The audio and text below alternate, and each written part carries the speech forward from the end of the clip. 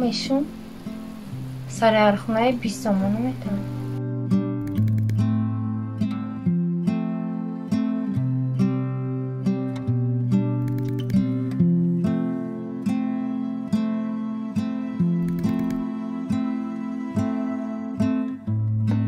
Хочу поблагодарить Умиду, которая действительно поддерживает чистоту в нашем подъезде. После ее работы всегда приятно пройти, хотя до нее состояние было ужасное. Я благодарна, что есть вот такие вот люди, и я благодарна, и должны мы поддерживать вот таких людей, потому что у Умиды есть свои проблемы, и если мы по мере своей возможности можем ей как-то помочь, с удовольствием надо идти на это, потому что этот человек действительно работает от души.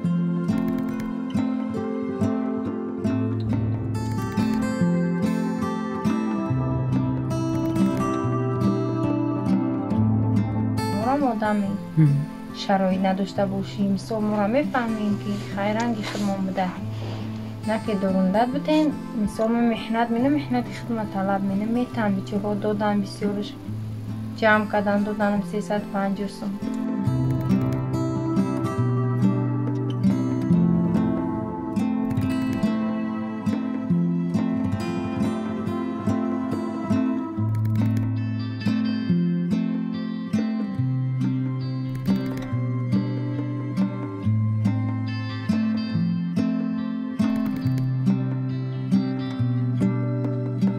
خدارشتگرم کلپچه میدزم رفیده میدزم خونه‌های آدمای پیشناسم دوروندن ورا یاردم مینم سمو میتن یارد خراکه میتن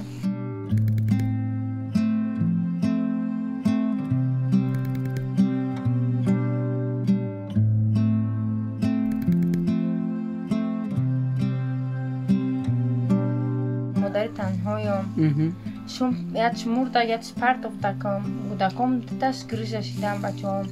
کار مینم خداش شکر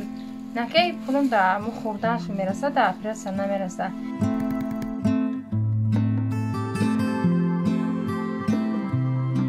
ده دختر بودمشون ده بالنسال دو بودمشون یا بالنسال که بودمشون ده برازیل 3000 کم نمینه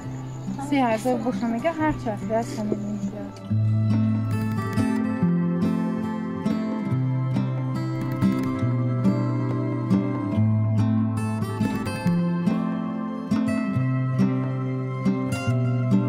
من زور باشکانش میرسه خیلی محال مولی که میگیرم خرد ندید چی خیلی مینم خرد زورا میدم دستی پولی یکنی چه آردیم نه و نمیدونم آرد چی خرم یا اطرات داشت کنم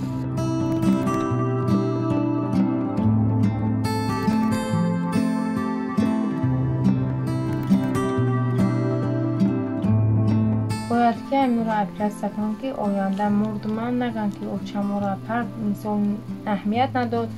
مثلا پدر ما را پرداخت مادر ما را نپرداخت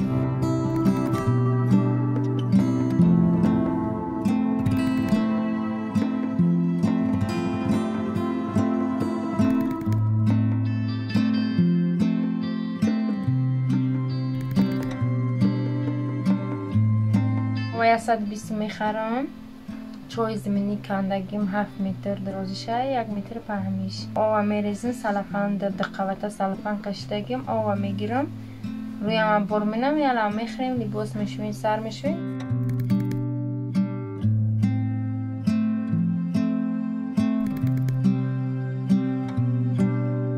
رنگی سرخ گرفتم دقیقه ریختم لاتر گرفتم قلم خلصده رفتم گلش دوختم که خجالتی هم دیوار نتوان گفتن که عبای خریده گفتم نه عبای نیست رنگ ازیاتی مکتب آوردم دیولم کردم